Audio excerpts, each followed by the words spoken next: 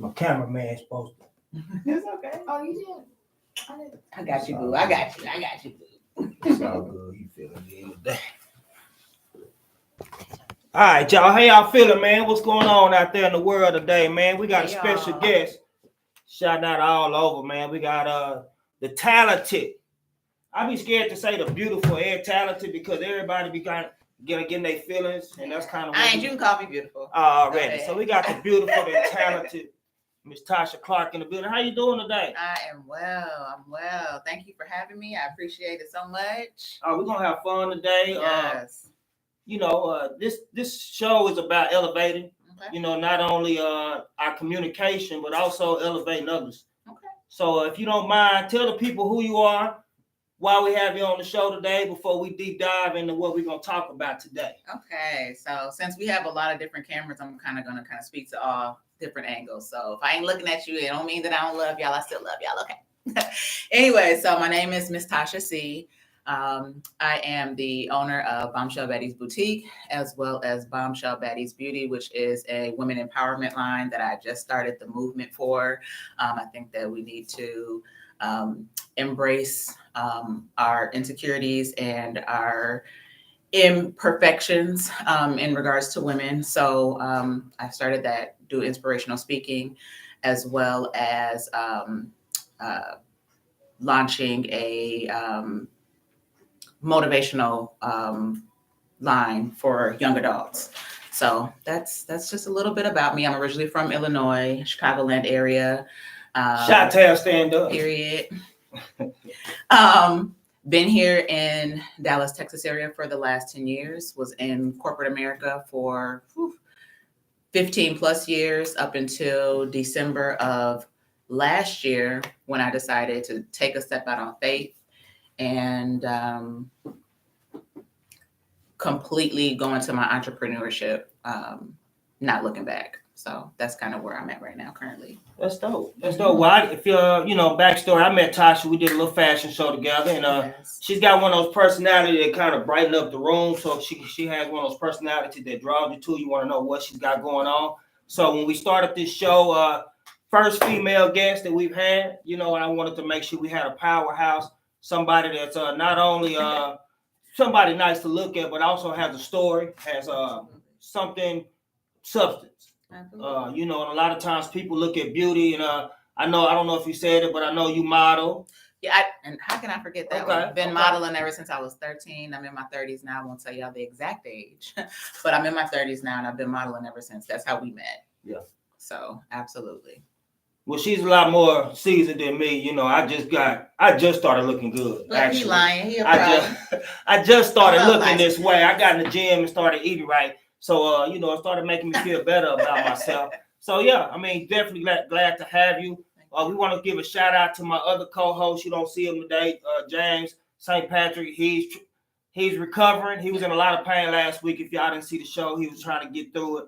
He let us know that he wasn't going to be here today. Yes. But like they say in Hollywood, the show must go on. Now, you're a humble bragger, by the way. She said that she modeled, but I also see you doing movies now. I saw you getting your butt lifted the other day. You got all kinds.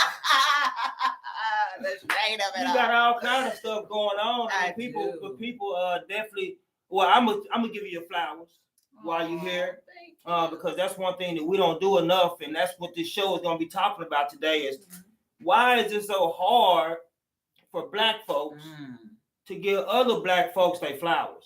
Oh, that's a good one. So I'm gonna give you time to digest that, but I always bring my receipts. So that's one thing about this show. I'm never gonna come on here. It's either gonna be something I've done in real life or something I can back up with actual facts. I know that's right. Because when you elevate your conversation, you don't talk about hearsay and what you guess on. You gotta show receipts, honey. You gotta actually educate yourself by finding the knowledge first of all, and then they said it's not credible about knowledge. Credible knowledge, not Facebook knowledge, not what Ray said up the street, but information that can be backed up with facts. So it says an arrogant pride can interfere with love for God and others.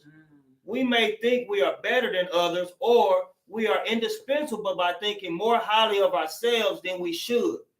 We have a self-centered nature from birth that wants to promote an arrogant pride. This arrogant pride can cause envy, jealousy, greed, hate, boastfulness, and bragging. Okay. Absolutely. So which we've all dealt with, and we've all have to be humble and say that we have experienced it as well as dealt it out. Let's be real. Ready. Shout out to Soul Brother Cigars out there in Miami. I see you, Antonio. It was good seeing you out there in Miami, man. I'm still waiting for us to link up down here in Dallas, Texas. Shout out to all our people on Instagram. But yeah, so we all dealt with it. Absolutely. You know, and one thing that I had to realize, and I've been more on my, in my enlightenment stage. Okay. You know, so I realized a lot of the fault that I was going through had a lot to do with the insecurity of myself. Oh, I agree.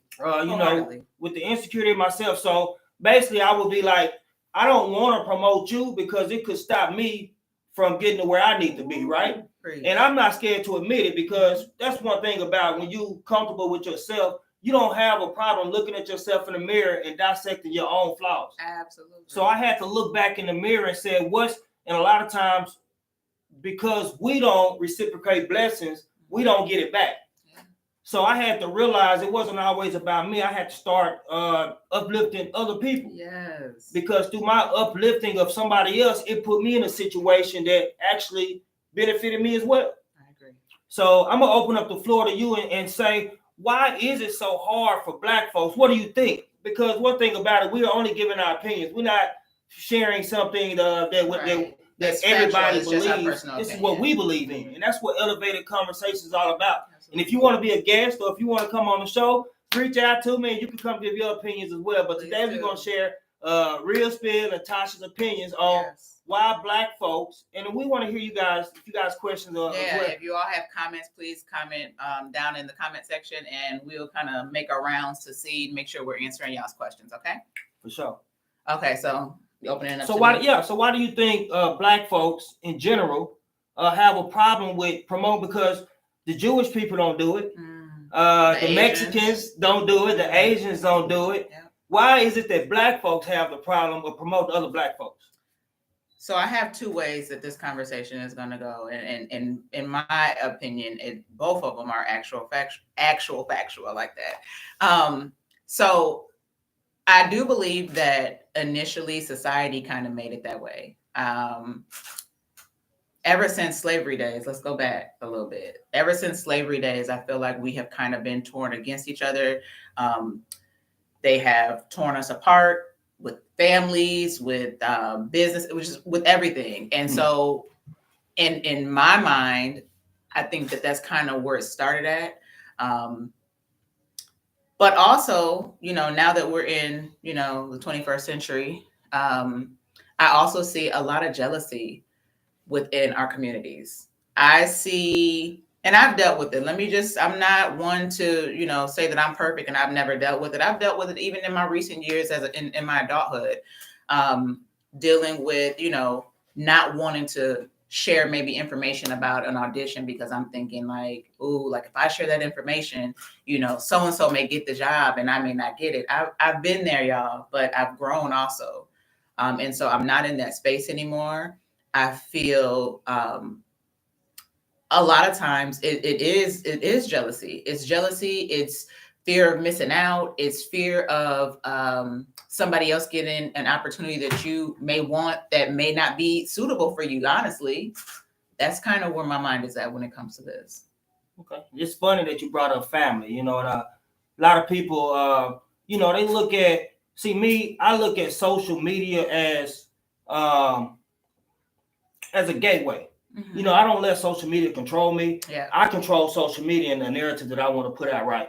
So when you put out certain things, sometimes people project their own insecurities onto you and what you're posting, right? Mm-hmm. Because I could say family has done me wrong like enemy has done me wrong. True.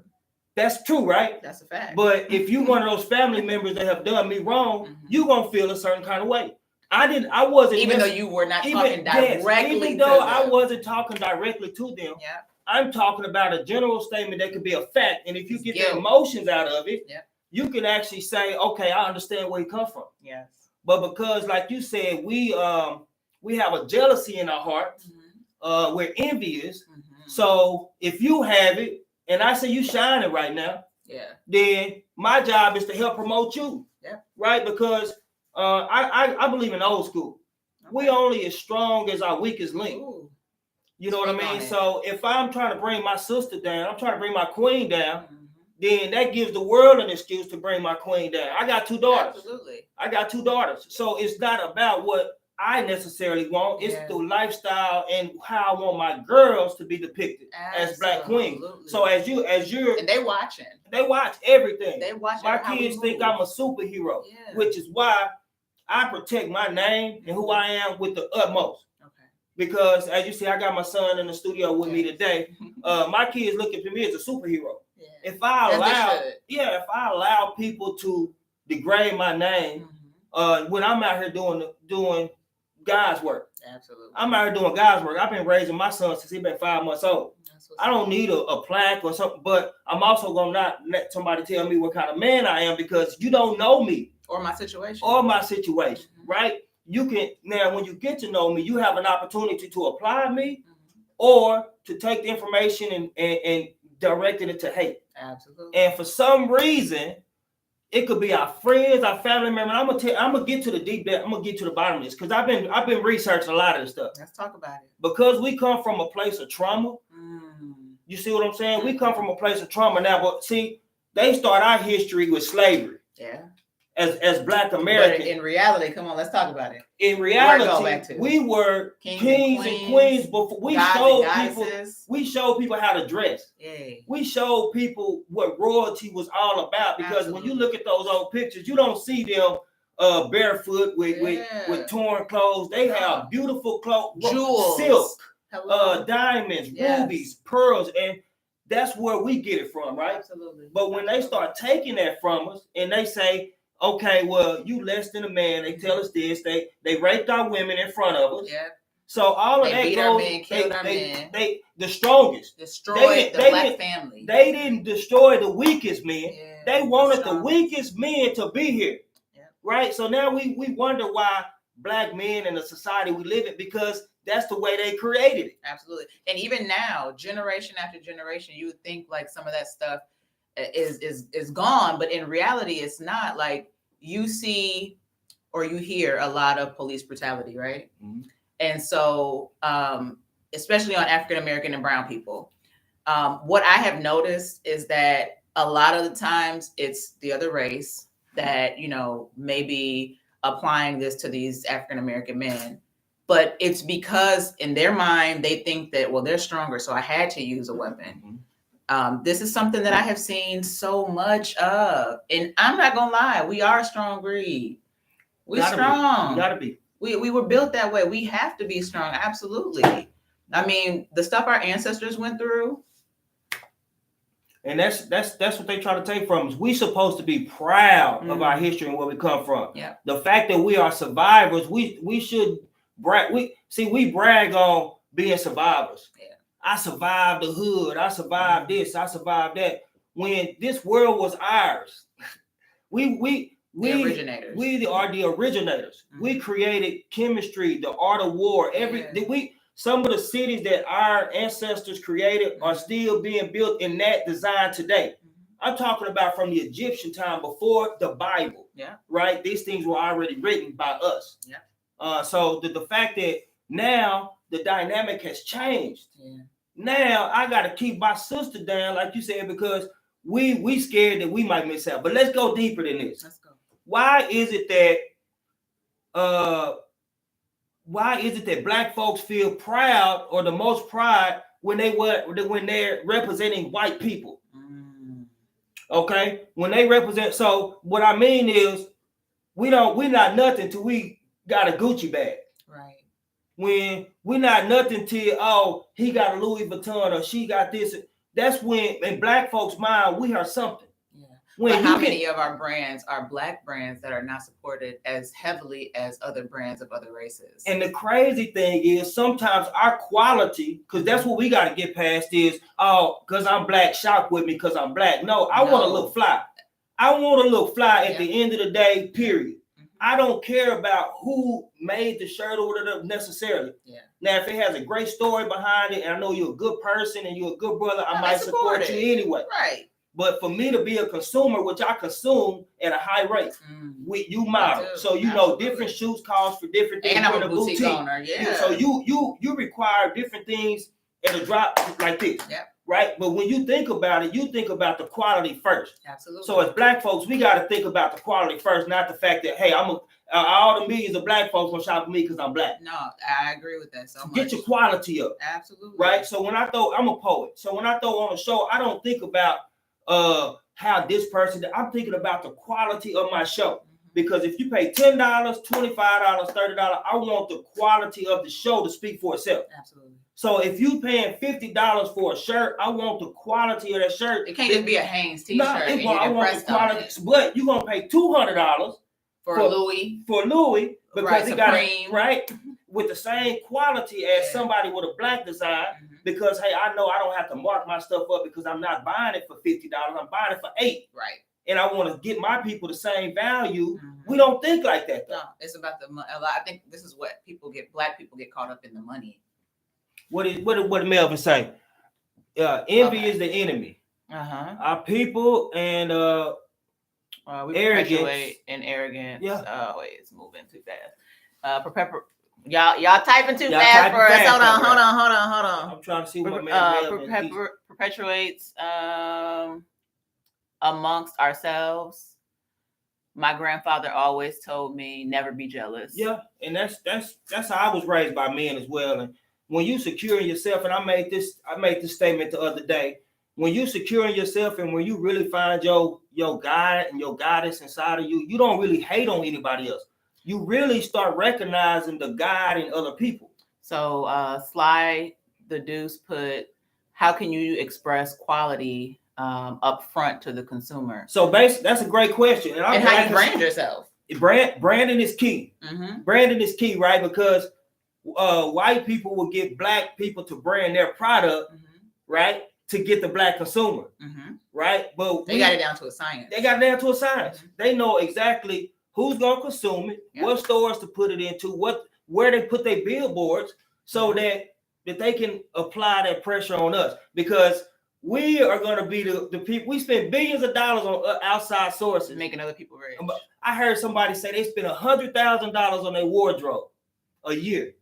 Just imagine if you invested into yourself that same $100,000 first of all, and then just think if you invested into Black-owned businesses with that same $100,000. Absolutely. That's how we create buying power. That's how the Jews have done it. That's how the Mexicans have done it. We create buying power in this regard. So Mel put, those of us that hate on others. You can bring it closer. Yeah, I'm gonna bring it a little closer. Okay. Those of us that hate on others are really not happy with themselves. I agree. We must relearn self-love. That's key to our healing. Yeah. Ashe, absolutely. That's true. Absolutely. That is key to our healing.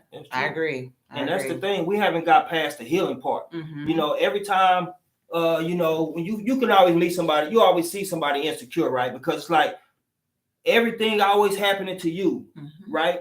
No, it's never your fault. It's always somebody else's fault, right? Like, so somebody can tell you a bold-faced lie, right? And you come up to them and say, "Hey, man, why are you lying on my name?"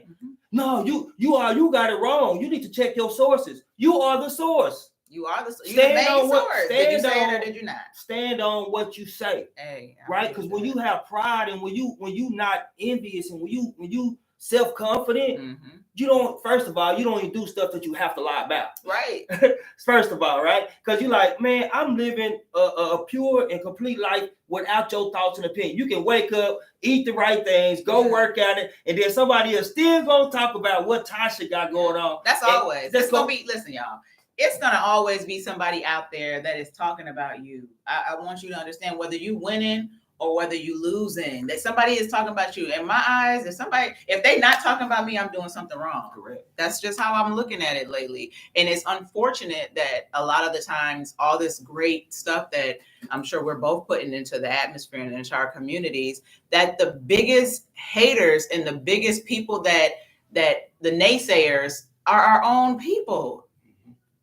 I will never. I have been supported more by other races, and I'm gonna be honest with you. I agree. more about other races than I have by my own race. And I don't understand that. Like, it's not like you seen my stuff. Maybe y'all don't all know me yet. Y'all gonna remember this face. Let me tell them. Okay, remember this face. I ain't going nowhere. Y'all gonna continue to see me. I ain't going nowhere. Yeah. But my brand is everything. When I walk out the house, I represent myself first, and then I am my brand. So it shows in how I carry myself and how I walk and how I talk. The people that I carry myself, that I hang around, the people that I involve myself with, the crowds that I involve myself with. And for some reason, a lot of African American people look at that as she thinks she's all that. Yeah. She's better than you. She's better, and I will never understand that. Like, I'm trying to change that narrative for the African American community, especially within women, because I see it a lot in women. Men, a lot of times y'all can, but for us, for some reason, it's like, well, don't let these men get you off the hook, okay? Oh God, okay. Because see, that's the thing. That's the thing. When you are, I'm a alpha man. I've been this way my whole life. Very alpha. You know what I mean? So they've been hating on me since I was 12 years old and got the prettiest girl in middle school, right? Hey. They've been hating on me. So for them to hate on me, I'm like you. I ain't doing something right, right? Because they don't hate. I was noticing the dudes that had the okay girls or this and that. You know what I mean? Nobody even talk about them. Yeah. But as soon as you got the star cheerleader or you got the track star, you got he ain't this, right. He ain't that. He talked to so-and-so behind your back. That's the type. They don't want you to be happy, right? So I always I tell them, I say, man, you ain't never seen me with nothing less than an 8. Hey, you ain't never seen me with less than an 8 because I feel like I deserve that. Hey. And I'm not superficial on my look, but it's like when I put this together today, I wanted to feel a certain way and I wanted to present, like you said, a certain look. Absolutely. So my son or whoever else riding with me, we want to represent a certain way. Absolutely. Right. And he represents you when he walk out the house. Correct. Why? And I look at somebody else and they kids because I'm a father and I'll be like, respect. Yeah. Respect. I like what you're doing with your kid. I go to these track meets. I see other fathers. I'm not looking at them, right? Because I'm so secure in myself. I'm high-fiving them because I'm like, man, we need more fathers like you. Like, I don't want to break up. That's not divide. If you got a happy home, why would I want to break that up to have your son? You got a 13-year-old. I got a 13-year-old. Now I'm gonna break up your home for my insecurities because I ain't thinking about him or your child. I'm thinking about how I can get back at Thosha. Yep. And that's the wrong mentality to have. Absolutely, I agree. The wrong mentality to have. I agree wholeheartedly. So how can we get past this? I mean, how can we get past the negativity? Because they know and they play on this. The media plays on this. Yeah. They want us to be divided. Yeah, I think honestly that taking a step out and continuing to have conversations like these and motivational type of situations or group sessions for our people to see that, like, we really want to change. We don't want to continue to keep this narrative within our communities. Like, we are better together than we are apart. Y'all know how strong the African American community is if we stuck together. Do y'all understand that? I don't think that y'all hearing me. Like, we are a strong team of people, undefeated if we are all together. So I think that honestly, just continuing to have these conversations, continuing to push the narrative, whether people want to hear it or not. If you continue to hear something, repetition, it sticks in your brain. Correct. So that's what I think needs to happen. What about you? Honestly, I think we need to deep dive. We need to take more looks at ourselves. Thank y'all for the love. Oh, yeah, for sure. Hey, we appreciate y'all on Facebook tuning in. Yeah. If y'all got any questions, man, put them in the chat. Y'all got a comment, put them in the chat. What's up, YouTube? I see y'all on IG too, man. We just want to make sure we covering all our bases today. Absolutely. Because it's a powerful conversation. Yeah. It's a powerful conversation. We need to understand our weaknesses. Okay, so Sly said they also keep doing business after a disagreement. Niggas get mad about stupid shit and then paper stops flowing. Other communities work through the fuckery. That's you deep. Better say that. That's deep. I agree. We give ourselves little leeway. We give ourselves little leeway when if you get a snag at Louis Vuitton or Gucci, You give them, this just because I've had it for 6 months or 8 months, I've used it. But you're not realizing that they using vinyl. Yeah. They making their stuff in the China. Same stuff that the same stuff that you are consuming. Like literally, I found this out just yesterday. As a manufacturer, I could literally go buy a piece of garment, send this to China, right? And they can fabricate that, duplicate that exactly how I give it, and I can put a different brand on listen, and put a different tag on it and sell it for a whole different price. Look, I was a flight attendant for years. Since I was like 18, I was a flight attendant, and I've been all over the world. I mean, and including there, I have Chinese visa and everything. And when I tell you that I used to see other other flight attendants do that, like I would see them. Yeah, it's a bunch of questions that we got to get to. We'll get to y'all. I promise you, we're not forgetting about y'all. But I used to see a bunch of flight attendants do that, and they'll go there and they'll have stuff made, and then they'll, instead of bringing it back on the plane with them, they'll ship it back, right? They had whole boutiques, they had whole side hustles, and they kept the flight attendant job because it was a way to be transported without having to pay for the airfare tickets. That's smart. What? And it wasn't us. That's smart. That's all I'm saying. Like, we got to get smarter. I want to share this knowledge to my people so that we can, level up. Yeah. I want to share it. I know so much. That's the only way we gonna make it. Man. You know what I mean? And I used this 2 weeks ago, and I said, it was a Jewish man, right? He was talking to his black friend. He said, man, you know what? He was holding $1 up. He said, you know what? The funny thing is, you will never see this dollar. And the black man thought he was being racist, but he was being the truth, because he said, guess what? I work for a Jewish company. We got Jewish banks. We spend in the Jewish community, and it just recirculates. So in the Jewish community, he's not even being racist. He's just being factual. He's just being because the Mexicans do the same thing. You from Chicago? Absolutely. Now Chicago, I lived in Chicago for 12. My son still lives in Chicago. He's from the South Side, right?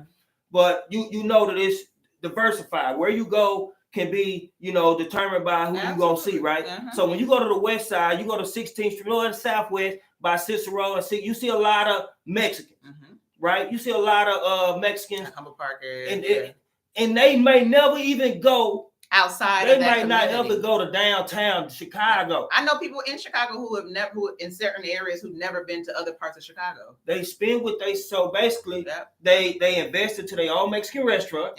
They working for their Mexican businesses. They got Mexican tax offices. They got Mexican banks. They got Mexican schools. Everything they do, they can provide. So when I was because I used to do marketing, so I was asked to go in these different communities. It was like almost a ghost. I had to let them know, no, I'm in this community with you, 2 blocks over maybe, before they even was ready to spend $1 with me. Because it was like the old Western movies, when it was an all white commune, and then the black man come in, it's like crickets. That's how it would be in these different communities, because they were like outsider, because they're not used to that. They used to spend it inside their circle. And we can't even get along with our family members. That's enough. We have to, and I've seen somebody post that in there. I don't know who it was, but shout out to y'all. We have to rebuild the Black family. Got you. Because that's where it starts at. If we don't rebuild the Black family, we're gonna be in a tough, ugly spot. Like, I give shout out to all my ancestors, right, y'all? But at the end of the day, we are not our ancestors. We are not our ancestors. We have so much more leverage and pull now. A lot of us are fearless. Hell, if you can get, in Chicago, you got 11, 12, 13-year-old children who are tough as nails. You know what I mean? So we are a tough breed. At the end of the day, we got to use it to our advantage to help each other instead of tearing each other down. That's what I cannot wrap my mind around it. I've never been in that lifestyle, but I do have family, gang related, you name it. I have family, obviously, but I don't want my son to go in that. Y'all hold on. Sorry. I don't want my son to go in that direction. I completely want a different outcome for him. Show him love. Absolutely. And that's what I do. I try to, I combat hate with love. You know what I mean? Because I've been in situations where I found out my own family members have hated on me, and done things behind my back while I'm smiling in your face. Ooh, been there. With nothing but love. And I like, they asked me to do things. Hey, recite poems at this, and I do it out the kindness of my heart. They don't even respect my time and my energy, but I do it because, hey, I love to do poetry, first of all. So the fact that you asked me to do it, I'm going to do it. But the fact that you didn't even take consideration the time it takes, I got to memorize this and all, but how quick it is that you can put my name down. Now let me ask you. You can put my name down. It's just like this. Yeah. But you can't say, hey, I appreciate the time you spent in making this happen for me. Do you forgive them though? I forgive them all the time. You forgive them. Man, You don't hold nothing, grudges. man, I got nothing but love, because that helps me understand who my real friends and who my real enemies. See, I don't live by family and this my family. I live by family. Don't gotta be blood. Loyalty over love. Yeah. Because if you loyal to me, you ain't gonna let nobody talk bad about me, right? I got a 6-year-old daughter. I got a 7-year-old daughter. If she hear anybody talk, because she loyal to me, she gonna speak up for me. She ain't gonna let you lie on my name. She ain't gonna let you, even if it's true, and she don't believe it, she gonna stand up for me because she is loyal to her dad. To her that she love her dad. Right, and that's how I treat everybody. If I'm loyal to you, I don't care what F you are. Family, friend, or fucker. Hey. I don't care what F you are, right? I know y'all I don't heard even that. care, right? Because at the end of the day, if you loyal to me, I don't care how you treated that last man. Yeah. They can't tell me nothing about you, because how you treated me has always been loyal, because that man could have did something to you. So you come into relationships giving people the benefit of the doubt, I despite have to. what you've heard I about have them. to. I'm a loner. I'm a loner. Me too. I want to be alone by nature. Body, right? So I'm trying to find the faults in you, just like I'm trying to find the faults in me, because if they add up and they don't add, and it can't, the do's and the don'ts, then I don't even put myself in that situation. Good for you. Because ain't no sex like Biggie said, ain't no pussy good enough to get brown. I mean, goddamn Snoop Dogg, right? Ain't no pussy good enough to get brown while I'm up in it, right? I know it ain't nothing out there that's good enough, I right? I love my life. I love my kids. I love the relationship I share with people. Yeah. I don't wake up in the morning and wish bad on no. I don't even know my enemies until somebody has pointed out, right? Yep. Especially when you get don't let you get them. I know you ain't dating right now. I know you ain't dating.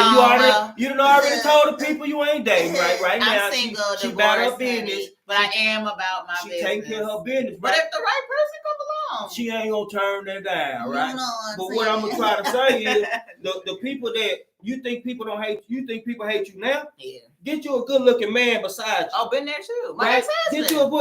Get you a good looking man beside you now. Now they want to tear you down. Oh, not what? Hey, this is what black love. They broke it too. They definitely broke it. This is what a picture of black love can look like. This, no. Oh, she was just he would do. They're gonna tell you everything they can to break you down, right? Knowing that, like you said earlier, they can't even handle you. They can't even handle you, but they want you to get out of this situation to think they got a chance to get in this situation. Absolutely. No, so everything not for you, boo boo. Absolutely. You got to make sure you right. Like I said, and the first step to changing this narrative is starting with self, then the black family, building the black family up, and then, continuing to push this narrative. That's to me, that's it in a nutshell. We can do those 3 things, man, we can take over. It's powerful. But we gotta look past what they want us to see.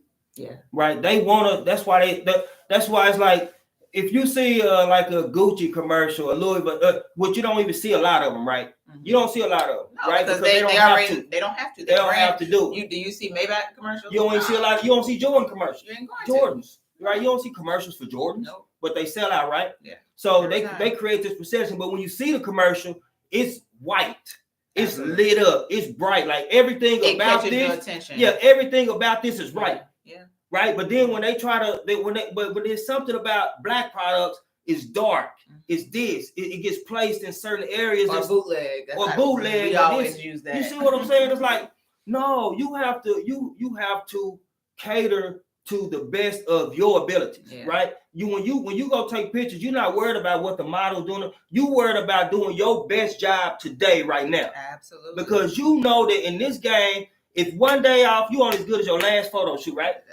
One bad day. Was a few minutes ago. Yeah, she just left a photo shoot. Literally, that's why I look like I do right now. Just left a photo shoot. But if you're not on your game because you worried about what the next part, guess what? That creates insecurity, right? Absolutely. So now, like you said, the next photo shoot, because you insecure about the last one, girl, I'm gonna keep this to no. I got 2 more, 3 more that I got to do this. Yeah. Not realizing that together y'all could have shined or whatever the case may be, or she could have put you in a different situation and say, hey, no, I know a perfect shoot for you too. Yep. It's called reciprocity. Yep. But Which I have done, y'all, man, y'all have no idea. It's the modeling game is tough. Period. I mean, you've been in it, for the last year and a half. Yeah.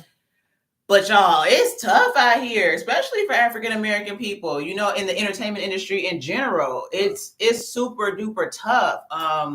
Because so I've never been signed to a major modeling agency. I'll say that my mother agency is West Haven Management.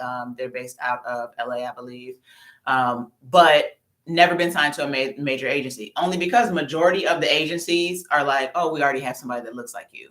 You know what I'm saying? So that's a point right there where they start to tear, the African American women apart, because it's like, oh, well, I made it to this agency already. I was the face of the agency, Right. So, I'm pretty much not studying what you're talking about. It's everything that social media and society has put out there is set up to tear us apart. We have to be the ones to step up and change it. We have to be the ones that step up and change it. If we don't, like I said, it's not it. So in the modeling world, because in the real world, I see a lot of feminine movement, a lot of sticking together as far as like the feminine movement itself. But in the modeling movement, you're saying that it's still kind of more divided, more catfightish. Yeah, especially for African Americans. Like I said, they have that, I'm not trying to, I'm trying to be politically correct. If they have that one token Black person, especially females, they'll hire a lot of males, but that one token female Black model, they're not looking for another model that's dark skinned. Even if you a shade off, even if you 10 shades down, they want it to be islanders. I'll say that they want Exotics. Black people that exotic. Thank you. They want Black people, from Africa that look really. They don't want American Black people. I'm just gonna be honest with you. So for me, instead of trying to get a seat at their table, I'm like, you know what? I'm just gonna create my own table. I don't need y'all to make it to where I'm trying to make it to. I can easily create my own lane, just like Tyler Perry did, and go from there. I don't need nobody to benefit or to justify the moves I'm making in my life. I don't. I had to learn that though. Yeah. And Mel said the same thing. We got to go in and we got to rebuild these systems, rebuild ourselves. You know what I mean? But we have to have a willingness to do that. Yeah. You know what I mean? We can't always think that, oh, because I got it, nobody else can get it. We can have families of generational wealth, right? Yeah. You look at the Rothschilds, the all these powerful conglomerates. They families. Yeah. They say, 6 or 7 families run the whole United States of America.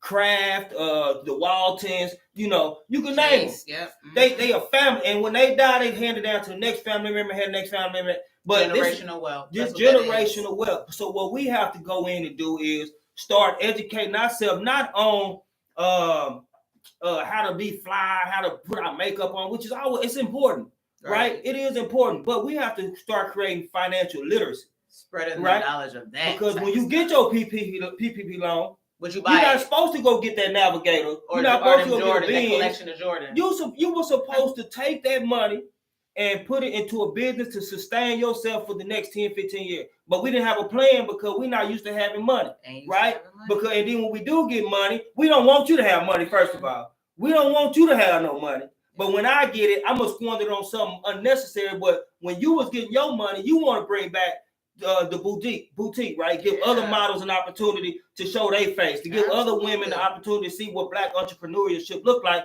So, and somebody that's securing themselves, they gonna reach out to you. So let me tell y'all. So during the pandemic, I'll start. Sweetie, if you do me a favor, hand me my drink right there.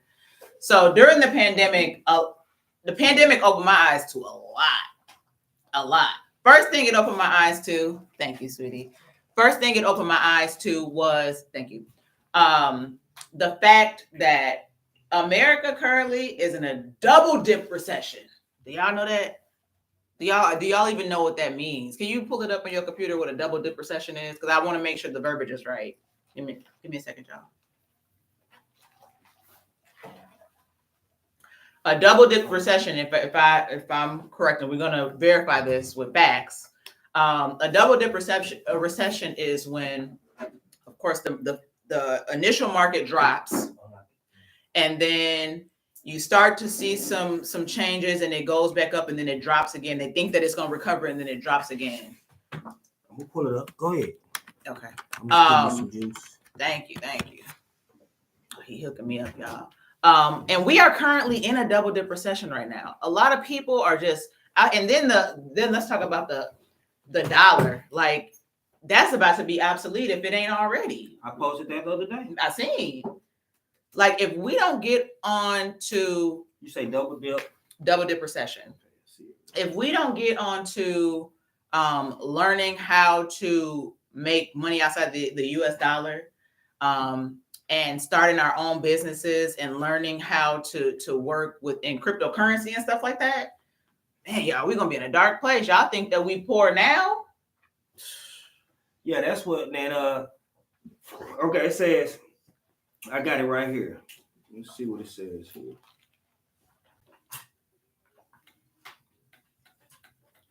A double dip recession is an economic scenario in which a recession is followed by a brief recovery, then another recession. Also called W-shaped recoveries. Yep. Double dip recessions can be caused by a repeating crisis or by government policies that deliberately or inadvertently slow economic growth. Yeah. That's deep. Yeah. And so during COVID, my job offered a leave of absence. I was still working with the airlines. So they offered a leave of absence and a paid leave of absence. You get a portion of your salary. And so I'm like, you know what? If I could save somebody else's job from getting laid off, because I had been with the company for like 10 years, then I would do that. So I was like, okay, I'll take the leave of absence and I'll work on my business and go back to school. I finished school in that time, got a degree. But I also pulled money from my 401k. Now, I did not pull it out. I took a loan on my 401k on my own money and then paid myself back, right? Hold on. Shout out to my girl out there in Japan. We got my girl Miranda. She tuning in. Hey, Miranda. She tuning in from Japan, my classmate. Appreciate you tuning in, Miranda. That's awesome. So I took money out of my 401k. I took a loan out on my own money, right? That's how I started my business. That's dope. Took a loan out. I got a heat press. I initially started before my boutique. I started with t-shirts and hoodies, which now I've kind of passed that business on to my son. I'm in the process of getting him an LLC for that because that's where generational wealth starts as well. Like, he may not want to do it, but he's going to do it. And he'll thank me later for it. Yes, he will. So I started with that. I bought inventory, heat press, vinyl cutters, you name it. I did that. I also took full advantage of the stock market. When I tell you during COVID, we was eating good. Yeah. We made a lot of money. I opened up a portfolio for my son, who at that time was, he 13 now. So when was it? So he was what? 10, 11. So my son has had a portfolio since he was about 10 or 11. Now he's 13 and he has one where he has complete control over himself. He buys stocks when he gets a little bit of money in his accounts. And that's what another narrative that I want to push to our people. We got to do that. Man. I got my son in photography. He, like you said, he hate to do it sometimes, but he's been booked. He's been in magazines. Hey. He's done professional accounts, and like you said, that's just the start. You know, because what I want to do is teach him entrepreneurship. Absolutely. Because, like they say, when we know better, we do better. A lot of us, this is our first and second generation of ever having money. Mm-hmm. You know what I mean? And that's the facts. It's not an excuse, or it's not. I mean, they took nothing. We started with nothing. Nothing. Most of us started with nothing. So the fact that, and that's why I wear my blackness with pride. Absolutely. I love being black and the things that I've survived, because I know somebody else might not have been strong enough to even take what I've been able to take. Absolutely. We've been through a lot. We've been through a lot. But that's what I tell people all the time. The reason I know that I'm going to make it is because the things I've already survived. Absolutely. So I don't have to take and rob and steal and kill from another man, because I've survived this world. Everything they thrown at me as a black man, I've survived. Police brutality, baby mama drama, almost losing my arm, anything. Flipped off of the side of a road and ended up it's still no scar on the body, flipped over a whole. So the things that I've already survived in this world makes me understand that I'm here for a reason. Absolutely. My reason is not to bring down my fellow man, and that's why I brought you on the show, because you should, more black women should be reaching out to you. Mm-hmm. You a light, you a beacon. You know what I mean? And when you a guide, people should see the God in you. Absolutely. Right? And so that's what they think, like, oh, you can't be God. No, you can't be the capital G. Right. But we are all supposed to strive to be the lowercase G. Absolutely. Right? So the God in me won't allow me to hate you. It should. The God in me allow me to every time I see your picture, I'm a double tap. Yes. I'm gonna try to support. Share it. I'm gonna try to do a comment or try to do something to let you know, hey, I'm here to just support however I can. Yeah. Look, I don't wear a size 34D. I might not be able to help you with that, right? But I might know a couple of people that do, and they see it on my page, and now they go to support you. And that's how it's been. That's how I've been staying afloat, y'all. That don't hurt me. Sharing. That doesn't. Let's see what she said. Miranda. Yes, love this. Show the kids all the possibilities. Absolutely. Yeah, and Miranda, she reached out to me. Actually, her son wrote a poem. Oh. And it touched me because she thought of me to reach out to me and say, hey, check this poem out that my son wrote. That's awesome. You know what I mean? So the fact that, like you said, they are watching. People are always watching. That's why I always try to put my best light forward. Yes. And that's what this show is supposed to be about. It's supposed to be elevating our conversation. Absolutely. Because it's not always somebody else's fault. No. My life changed when I looked in the mirror. I swear to God, it was some years that I couldn't even look in the mirror. That part. I just got to the point to where I can. So I couldn't even look in the mirror because I was scared to see what I was going to see. Yeah.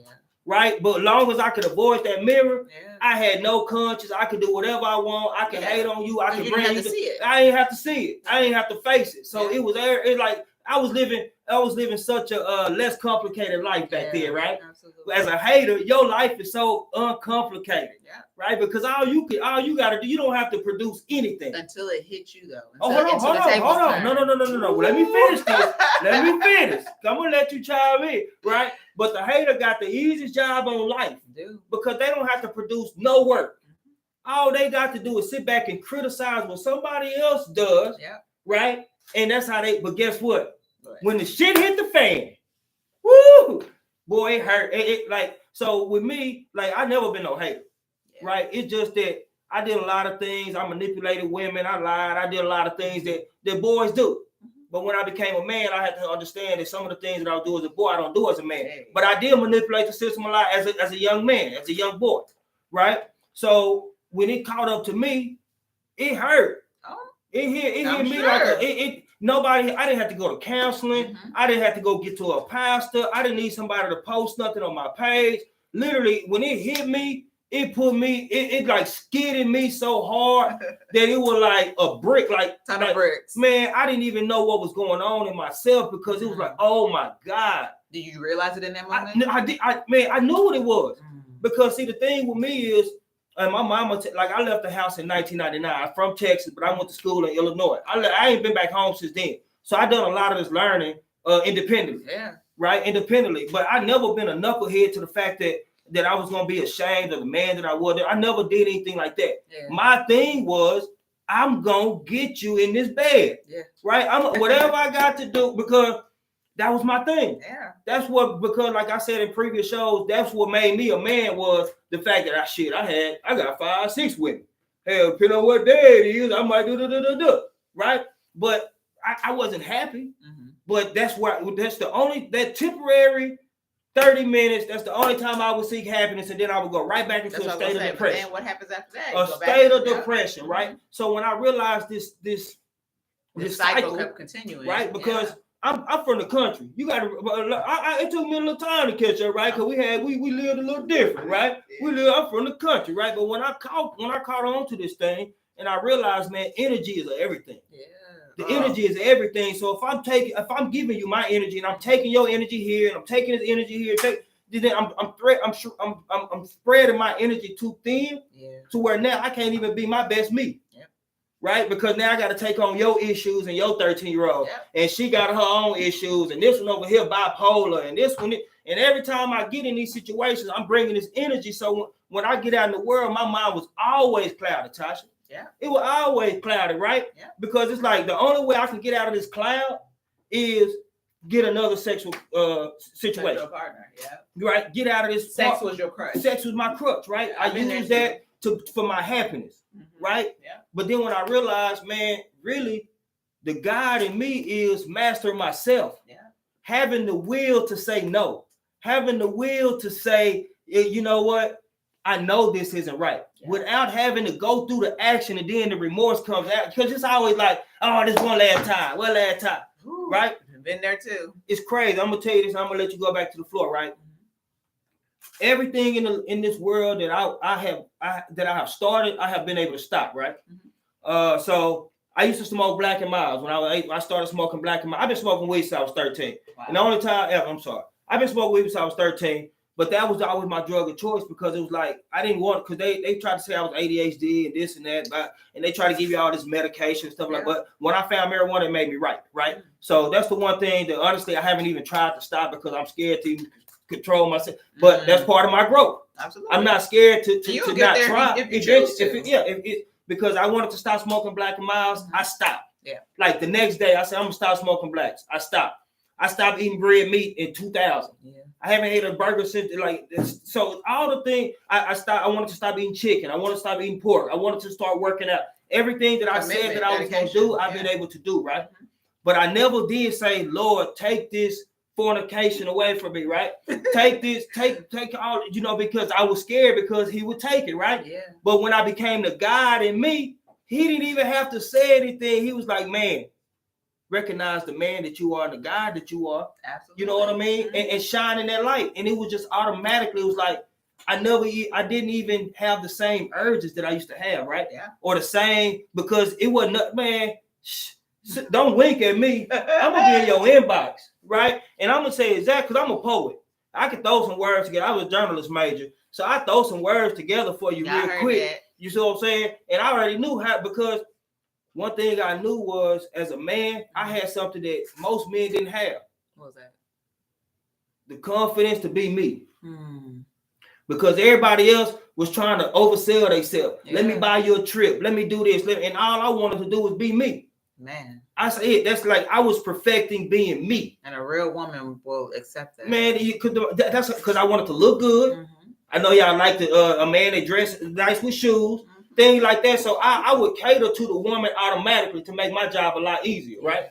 But I wasn't gonna be thirsty. I wasn't gonna jump on you. I wasn't gonna do none of that stuff. But don't show me that you attentive to what I had going on, because I'm a closer.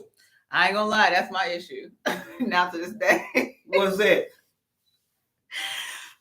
I show attention, and then when I show attention, what do you say? Appreciate you, Black, out there in Milwaukee, man. We appreciate you tuning in, man. Thank you. We got my boy out there, Sly in Colorado. Y'all calling for y'all ain't all over the place today, I love it. We appreciate y'all showing love today, for real. For real. When you love yourself, you learn to love others like you love yourself. Absolutely. That's true, man. And that's man. I learned that. I ain't gonna just say you true. When I'm telling you, bro, when I start loving myself. Because I thought I loved myself. No, until you really started loving yourself. I like, all I think about is working out, eating right, showing love. You see my reels?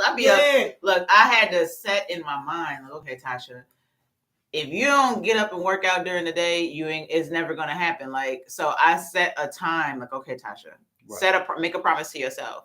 So I get up, I set my alarm clock every morning for 5:30 in the morning, and I be up.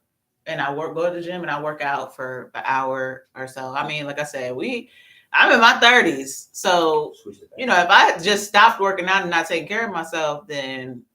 Girl, don't be telling nobody your age. I said in my 30s. I ain't telling y'all exactly. 25 to 35-ish, somewhere around there. That's what grown. Yeah, but that's one thing about Black. Black don't crack. You still got a priceless look. And you're going to be doing that modeling thing for a long time. You think so?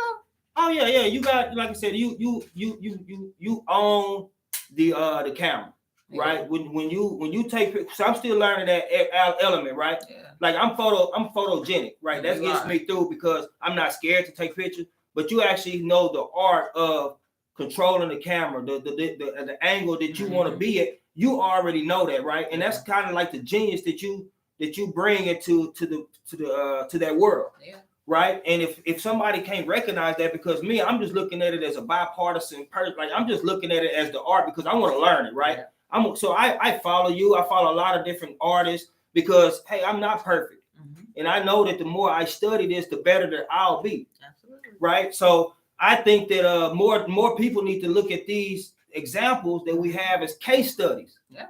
Right. And it's to say, hey, what is she doing? Yeah. Because they don't have to do it exactly like you, but the process should be very similar. You had a plan in place. Yeah. You invested into what you wanted to do. Yeah. And then you executed it. But the problem is we don't have our plan is, oh, I'm black, so they're gonna support me because I'm black. That can't be your plan. The plan's got to be to create the most quality product that you can. So if you modeling, you I see you working on your facials. I see you do beauty tips with your hair. You do all these things because now you love yourself to say, hey, queen, I want to see you shine too. I want to see you shine too. Absolutely. And I need y'all to for y'all who, you know, on these other platforms that are not my personal platforms, you all can go see a lot of my work on my Instagram. That's like my digital portfolio without having my website up right now. But ms.thosha_C is my Instagram. You can go check out my work and see what he's talking about. Like from where I first started, which none of that work is really up there, to where I'm at now. Like you could see, like, okay, yeah, she a brand.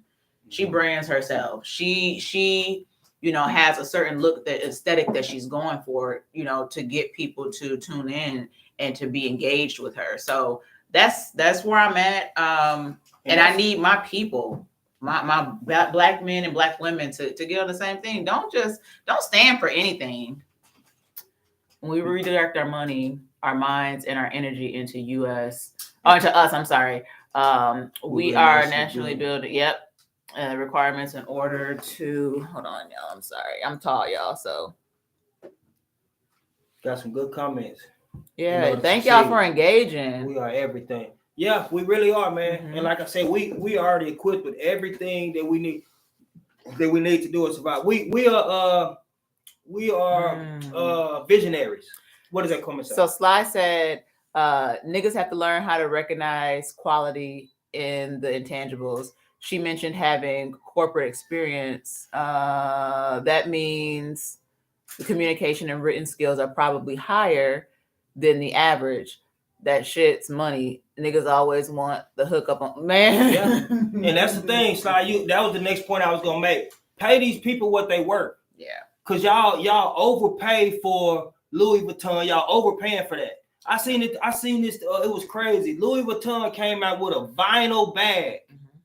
$3,000. $3,000 now, and then I went to there's a black market in DeSoto. I went there. She had a real leather purse for $350. You see what I'm saying? But because now we all know leather is better than vinyl. But the perception was, oh, if it ain't white, it ain't right. When you could get the same quality from us, you can get the same quality model in a metal. You get the same quality in our own neighborhoods. But the problem is we overlook us. And so I actually had a situation just happen this morning, actually, when I got back from the gym. I had a DJ reach out to me in regards to doing an event. I won't say his name, obviously, because I'm super professional and I don't rock like that. But I had a DJ reach out in regards to doing an event in May, the end of May. And it's the way that he came across. I'm like, hey, you know, shoot it to my email so my team can look over, you know, whether I'm available for it, and, you know, go over my rates with you. And he was like, well, if you got to talk to your team, then you're probably not the right person for this job. And I'm just like, I just had another conversation just 2 days ago with Tyler Perry's people, y'all. I want y'all to hear me loud and clear. Tyler Perry's people, but it was a white lady, be honest with y'all. And the conversation was just so different. You know what I'm saying? We got to get better at our verbal communication skills and being able to communicate and not just think that just because you black that I'm hood or that I'm okay with ebonics or unprofessionalism, because I'm not. Yeah, and I will never be. We talked about that last time. We got to do better. Interpersonal relationship. Yeah, we got to do better. If you expect to take care of business, you should expect that I have a business team in place to take care of this business with. Now, a lot of times because we don't work well with each other, and that's my boy Black. He does a lot of teaching and stuff like that for the youth out there. He said building strong foundations and business models are key. Absolutely. Yeah, and that's what like if you're not built on a solid foundation. You know what I mean? And that's with anything, you know, and that's the problem we have in our you said black families earlier. Yeah. Is we haven't established the right business relationships in our own household. Yeah. Right? So we just go the structure. The structure pattern. Because it can't be no structure because the way you got him was he had on some J's or he drove a Benz or you didn't understand what that man was standing on, his principles or whatever, right? But you just saw what he had and what saying that's the same thing that we keep going back to. And that's why I'm still single, y'all. I'm gonna be honest with you because I get a lot of people that come at me like they think that they can buy me. Oh, you know, I got this kind of car. I got this, or I'm living here. I'm living in Uptown. That stuff don't impress me at all. Right. For what? What's your substance? It don't impress me. What's your substance? Because this is what I tell people all the time. See, I grew up a knucklehead, and I ain't hood. I ain't gonna tell you that I'm not, but just check my record, right?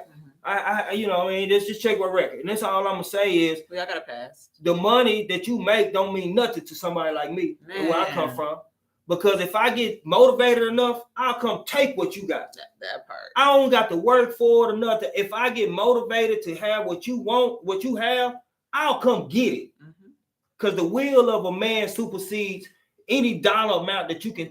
I don't care who you. That's why these men with money and people with money, they protect themselves. Yeah. Right. They got to protect that money because they understand this money is flimsy. It can burn up. They protect it. They put it behind vaults. Man. They got armed security guard. Everything. But in right? reality, that like I said, the dollar don't even mean mean nothing. Get this. Because they can never. That's the point. They can never take your education, your knowledge, your experience. Yes. They can never take that from you. Nobody can ever take that. I pushed that to my son. Like I graduated high school at 16 years old as a junior, y'all. Had full ride scholarships to 2 colleges and decided against going to either because in my mind, I'm like, you know what? I want to experience life. I had the opportunity to go overseas. I lived in Germany for 2.5 years and modeled over there for a little bit. Before I didn't go to college until my late 20s. But I had experienced life. Right. I had experienced life and I made the decision after I had experienced life, whether I wanted to take that route and go to school, work, because college ain't for everybody. Let me put that out there. College ain't for everybody. Yeah, America was built on taking. We need to take back. Yeah. And that's what we're gonna do with every conversation, with every person we build up. That's what this platform for. Yeah, because see, that's the thing. Like we all want change, but we don't understand how we're gonna do it, right? Well, this is how it starts. It starts ground level. Yeah. This is what the Black Panthers did. This is what the NAACP, all of these, you go all the way back to Marcus Garvey. They wasn't trying to build down. They wasn't trying to tear down. They was trying to find more leaders. Yep. He didn't want 1,000 followers. He wanted to lead 1,000 leaders. Yes. Right? Because if we lead from strength, then there's no way they can take it from us, man. That's what I keep saying. There's no way they can take it from, because if one of them slaves would have stepped up and been a leader and he got 1,000 up, because it was I think they said it was almost 1,000 slaves to every one slave owner. Just think. Just imagine, y'all. Just think if we could have ended slavery with just leaders. Okay, then Blitz, the poet, said, I'm just not jumping in, and I can agree college is not for all of us. It's not for all of us. I don't push it to my son, but I want him to have options. Do you want to start a business? Do you want to, whatever you want to do? You want to go to trade school? You got to do something. I don't want you to be a bum. I'm not raising a bum. I'm raising a king. So at the end of the day, you got to be able to do something. But college ain't for everybody. And to be honest, I'm going to be real. And I have a degree. College is a scam. See, that's you want to talk about it? Let's talk about it. College is a scam. That's the first part of controlling you for the rest of your life. Right? Especially us. They'll give you $100,000, right, to go to college, but they won't give you $100,000 to start your business. Whoop. Right? So that no, here it is. They're not gonna get. Hold on, let me rephrase that. They're gonna let you borrow $100,000. Say that. Let you borrow it to go get their education, to let them educate you on what they want you to be educated on, right? Then what's crazy about it, our social status then depends on you got a degree, you don't. So they already want to put you in the mindset that I have to have a degree because I'm gonna be behind, right? Yep. But to get that degree, because it's expensive, I'm gonna let you borrow this $100,000. That you gotta go get. You gotta pay it back though with interest. With interest. So Before you get your house, before you already $100,000 in debt. Yeah. And all you've learned is that the book says. Yeah, because they You don't ain't even teach you. live. Like you just said, Now you y'all live. understand. I You live live. first. Yeah, So had the to. things that I learned in the book and growing up in Texas, it was a lot different. Me walking the streets of Manhattan. It was a lot different experience in the South Side of Chicago physically, right? Because I lived that life, right? So you can only learn so much, and so that's why she's saying college is not for everybody, right? I went to college. I had to drop out. I had a son, but 3 years later, like I told, I was making 6 figures. Interviewing people that had college degrees that was coming to work for me as a marketing manager because while they were still getting their books, I was living life experiences. And you can't take away from that. I was climbing the ladder, starting from the bottom, but I had the actual growth from the inside out. Skill set, right? So they didn't need it. They were like, man, you've shown us that you could do the job for 3 years. Yeah. So we're going to give you the keys and give you the opportunity to now go out there and run your own business, right? So college is not for everybody, but I did take the information because I think everything that we do in life should be education. Yeah. Everything about life should be about growth. And that's the problem I think that's the problem. We're scared to grow. Right? We at a point now. Fear of failure. Yeah, I've been there. Like we at a point now where we done became entitled as black folks, right? Oh, we done made it. My mama worked good, my daddy worked good. Right. I'm gonna just get my followers and my posts and we don't hold no substance, right? Nope. We gotta continue to keep because now information comes so fast. We have to use that knowledge, the stuff that we have, these phones, to gain more knowledge, to gain more information. Because it's out there. With that information, I become more powerful. Yeah. I become more secure with my place on earth because I know my knowledge can't be replaced. Yeah. I woke up the other day and I posted, I said, I wake up confidently every day knowing the things I bring to the earth cannot be replaced. Can never be replaced. So I don't have to be insecure in what Thosha's doing. I'm a poet.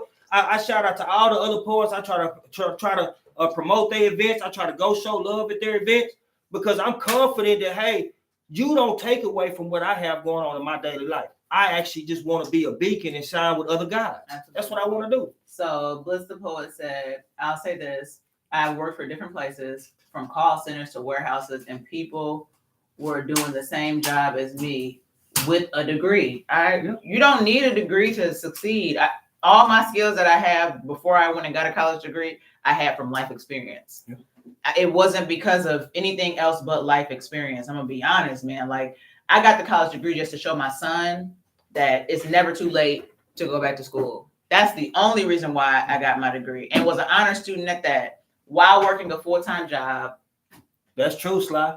While working a full-time job and being a mom, a single mom at that, because I had gone through a divorce already at that. That's true, Sly. That's true. We got to discipline ourselves, you know, and that's why I put these goals in place for myself because it's like if I can program myself to eat right, to exercise, to be disciplined in these different approaches, then it's going to spill over to things in my life, right? I live a more disciplined approach in my life. I don't need the police to tell me what's right and wrong because I'm already policing myself. Absolutely. And if we police ourselves more often instead of always trying to figure out what Thosha got going on or how we could bring this person down, how we could bring that person down, if we just really just start educating ourselves, then we realize we can't do this by ourselves. Okay. So for your boutique to be successful, I see you do it all the time. You say, hey, I need models. They want to come out and do FY, Because I'm a model and truly I can model a majority of my own stuff. But in order to continue to build that village and build the knowledge with my people, I want them to see what I'm doing. What's up, Stan? I see Stan Fleming. Hey, Stan. Yeah, y'all check out my man, one of the dopest photographers. That's one of my faves. Dopest photographer. Another Midwest, but he's out here in Dallas, man. Shout out to you, man. You made some beautiful work for me, man. I appreciate it. Me too. He all over my portfolio. That's what I mean. But what you're saying is right. I mean, we have to elevate others because I get my blessings sometimes and seeing somebody else share my stage. Like I host events, but a lot of times, like I met Blitz, he's out at Fort Worth, and we talk on different levels. He's a sneakerhead, I'm a sneaker, so different things we touch.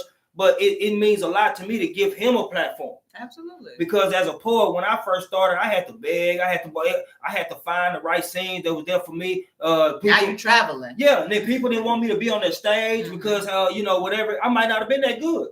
you whatever the case may be, that I wasn't being invited to these different events. I had to go out and but it's because it's about popularity. It is, and it's sad a lot about of things that in the industry. But I tell people all the time, it's like the type of poetry I do is not like no other. Mm-hmm. You know what I mean? So I'll come to your show, support it, and I don't feel insecure that hey, my poetry don't stack up to your poetry. No, I'm a fan of the art. Absolutely. I want to hear what you have to say. But because for me, it's ignorant for me to think that you gonna have the same life that I have. You gonna write about the same when you haven't even seen half the stuff I've seen. Yeah. So my life, what I write in poetry is my life. You see what I'm saying? And then Jamal said, awesome content, reach one to teach one. That's correct. And that shout out to Jamal. He just had a birthday, man. Another real one out here. Happy birthday. Another real one out here. But yeah, man, that's true. I mean, we are like my goal is to educate others. Like I live the life that I don't want nobody to live. I feel like that's my purpose, to be honest, is to educate others. It has to be because he made you the person strong enough to be able to share, because somebody else can't go through half of what you go through. But when they go through that little stuff, they need to see inspiration in somebody that's had it way harder. They had to, and then we don't give reverence to our history. Nope. Right? We don't give reverence to our own history. When we got to be proud. We got to be proud of where we come from, what we survived, who we are, because the more pride that we have for ourselves, the more we're gonna start loving each other, Tasha. Absolutely. You see what I'm saying? So we go back to the pride thing, the way that we overcome this as we get ready to close this thing out is what? Believing in yourself. Believing in yourself, continuing to push this narrative. Continuing to work together and build these communities and let people know that, like, hey, we ain't going nowhere. We're gonna keep on talking about it until we ain't been nowhere. We ain't been nowhere. Yeah, we ain't been nowhere. Miranda, she out there in Japan. She said earlier, she said the way that the things that they learning in Japan and the way that they are the way more advanced than what we learned in Texas. She's from Texas too, but that's crazy. I mean, but we so caught up in we this and we that and that we stopped learning. Yeah. We stop learning, and that gives us the insecurities that we feel as Black folks. I think is that we don't know enough. Yeah, we don't know enough about business. We don't know enough about structure, about corporate America. So we that's what I did for. So we do the shortcut. We do the shortcut. I'm gonna show my ass. I'm gonna make a fool of myself. I'm gonna be seen. I'm gonna be seen. Not in the way that it could be, but in the way that they feel like. Is the shortcut, the fastest way to get success. So I'm gonna talk down on you. Yeah. I'm gonna make fun of them. I'm gonna make myself look as high as I can to try to build myself up so I can keep you down. Yep. That's sad, man. Not realizing, man, with the Egyptians, where we come from, Tasha, the original Africans, they were trying to build armies of strong men, strong women. The women had a certain job that they would do. The women wouldn't contradict what the man was doing, but the man wouldn't actually be in the business of the women. Yeah. You see what I'm saying? Mm-hmm. So we got to go back to our traditional ways of thinking. They still chiming in, man. Y'all been on fire on Facebook. Y'all been on fire in these chats, man. Y'all been on but niggas also shun the educated cousins or but that's what we talked about earlier, Sly. They don't want it's like they don't want to see you make it. Mm-hmm. You know what I mean? It's like they don't want to see you make it. So it's like, you educated. He think he all that. You look good. You smell good. You taller than your other cousin. They always, but that's what we got to get past. We got to get past the part that, man, I got a cousin that played in the NFL. I love him.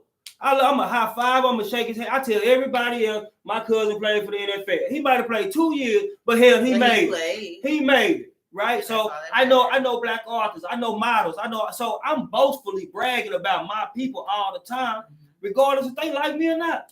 Regardless if they talk about me, I'm out. So you asked me earlier, do I forgive them? I always forgive them. They're human. Yeah. They don't know no better. But is it easy to forgive? They don't know. It's very easy for me to forgive them. Okay. It's because like you said, if I wasn't somebody, they would hate. Nobody hate on Steve Kerr. Right. No. Everybody hate on you. Either hate on Michael Jordan or LeBron James because you hate on who somebody. Steve Kerr was all right. That white boy can shoot. They gonna tell you all the good things about Steve Kerr. He ain't never averaged over 10 points a game. Mm-hmm. But they can tell you because he ain't no threat to being great. He ain't great. Soon as you become a threat, don't be now. But then they want to put you against each other, and that's our problem. You can't be great as LeBron and great as Michael Jordan. No, two great ass men. competition. You just like you could be great as Sam Walton and you could be great as a goddamn whoever else. You right? You could be great, and they don't never say, "Oh man, Bill Gates way better than Sam Walton, man." They don't never say, they don't Steve Jobs, man, who better, Steve Jobs or Bill Gates? They don't talk about stuff like that. They work together. They to build together, each other up. they doing stuff together, right? Just wonderful content. Keep it up, y'all. We will, man. I appreciate what Stan say. Stan said, I talk proper, so I'm a nerd. Oh, well. Little do they know, I can code switch when I want to. We know you. I know you can. I seen you get the little You Negro got a little hood in you, too. But yeah, that's we can't be scared to be ourselves, though, man. We can't be scared to be ourselves. Love our neighbor. Love each other. Mm-hmm. I love all y'all kings and queens, man. Yes. Honestly, I want to see everybody make it, man. That's like you being down and you being out does nothing for my spirit and my heart. Because I know what it feels like to be down and out. I know what it feels like. Nerds actually run the world. Fuck anybody saying different. We got another. There you go, Stan. You got another nerd in the chat slide. He's definitely a nerd. He represents the Genius brand. But we gotta go back into more loving ourselves. Absolutely. Love ourselves, love on each other, show our kids love. Because they are watching y'all, even when y'all don't think they watching, they watching. Show our kids love, man. Show our kids love. We try to do a kids day. My daughter stay on top of me about these things. Take her on dates and stuff. Yeah, I mean, we have our times because that's important. I want to show them love.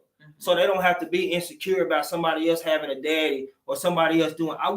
We have to do better as parents and better as leaders of our community to say, we have to take control of that. We don't let social media control it. We don't let the media control it. We control it because we are the first line of defense for our future. Yeah. But we ain't right with each other. If we can't get along with each other as adults, how we expect our kids to grow up and be better as it's gonna be a ricochet. It's gonna always generation after generation, and we gonna always somebody comes and stops that generation. We got to stop it. Yeah. We got too much sense and too much common knowledge to be behind the A-ball, to be hating on our fellow man. Love each other, man. Yeah. Love each other because the more that they see that we're not gonna let them keep killing us, that we're gonna stand behind each other, that we're gonna be kings and queens. You had it right. We are not dispensable. They gonna stop doing it to us. Yeah. But as long as they say, "Oh, look at it." Got your little business, your little this, your little that. No, we doing great. Everything is big. Period. Everything because Louis Vuitton was small until they made them big. We got to make ourselves big. We got to have generational wealth. We got to have brands. We got to have companies that we can live by in 30, 40, 50 years, like Coca-Cola, like Sam Walton. Like we got to have black companies like that as well, because that's owed to us. But they ain't gonna give it to us. We got to go out there and take it. But we got to do it together, just like every other nation does it together. Now it's our time to do it together. Tosh, you got anything else you want to say to the people, man? It's been powerful. Thank y'all so much for having me. Thank you. Thank y'all for tuning in. First of all, I appreciate all the commentary. If you all have any questions for me or, want to get in contact with me, you can hit me up once again on my Instagram, social media. All my social media across the platforms is ms.thosha_C. I have my boutique website is doing a relaunch May, so stay tuned for that. The name of my boutique is called Bombshell Baddies Boutique. If you ever need a male model, I've been in the gym. I'm trying to work on my. Come here. I actually needed a male model the other day. Yeah, you ain't hit me. This is my son right here, y'all. This is my junior. He had to fill in. Look how cute he is. He had to fill in. My other cameraman took the day off today. He had some car issues. So I had to bring Junior in. He been working the ones and twos. He been getting it straight, man. He has. So shout out to my young king. If y'all will know, that's my son Biggie. Big photography. Y'all need a photographer. Y'all see how handsome he is. Y'all never know. People your face. Other than that, man, I'm real spill, man. Y'all catch me this Saturday. Also, if you're in Carrollton, catch the relief session. Yes. We do poetry shows once, twice, 3 times a month. We're gonna be at Kunoma. We turned that thing out. Shout out to everybody who was at Kunoma last month. Man, y'all crying. It was standing room only. Man, everything was off the chain. We're gonna do it again next month. We got open mic this weekend at El Jefe Cigar Lounge. We only charge $5. It's BYOB because it's really about the art. We want to get the art out to the people. We're not trying to break y'all, but we do have to keep these establishments running. Yeah. So I do work with a lot of Black-owned venues throughout the city. Awesome. If you know a Black-owned venue, they want some poetry, they want a poet, they want an author, they want a motivational speaker, man. Y'all mentioned Real Spill. Yeah. Spell it with a RILL Spill D3 because I'm too sick with it. Period. Other than that, man, we love y'all. Follow us, Elevated Conversation. It's been a powerful conversation. Y'all share this and tell a friend about this. We love y'all. YouTube, Facebook, Instagram. TikTok. We are TikTok. Salute. We love y'all. He was like, why did you put me on camera? That was good. I love it. I'll stop this one for you. I love it, girl. That was good. That was real good. We gotta do that again.